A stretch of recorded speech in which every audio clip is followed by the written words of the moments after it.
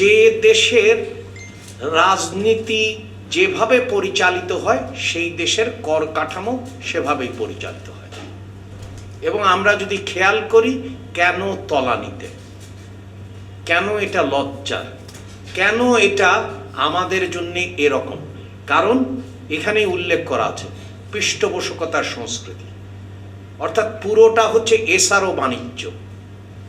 অর্থাৎ আপনি বলবেন, আপনি পৃষ্ঠপোষকতায় সংশ্লিষ্ট হবেন এবং আপনাকে কর অব্যাহতি দেওয়া হবে।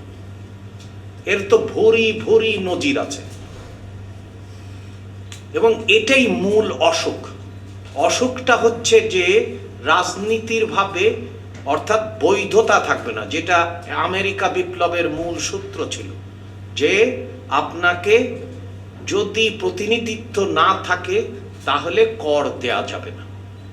এবং তাই তো, যে আমি গোপালগঞ্জে যেটা দেখলাম, তা এখন কিভাবে উৎসাহিত করব নাগরিক কর দেবে, কারণ নাগরিক তো দেখতে চায় তার করের টাকা কোথায় ব্যয় হয়।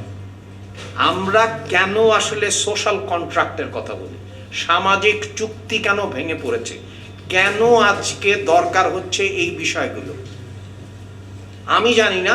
তবে আপনাদেরকে এটা বলতে পারি, বৃক্ষ তোমার নাম কি ফলে পরিচয়। আমরা এবার যে বাজেট ঘোষণা করব সেইখানে আমরা দেখতে পারবো যে রাজনৈতিকভাবে আপনি যদি জনগণের কাছে দায়বদ্ধ থাকেন তাহলে করের কাঠামোর কি কি পরিবর্তন হয়। এই পরিবর্তন কিন্তু কোনো কারিগরি প্রকল্পের সহায়তা বা উপদেশ থেকে আসবে না, এটা কিন্তু আমি পরিষ্কার বলতে চাই।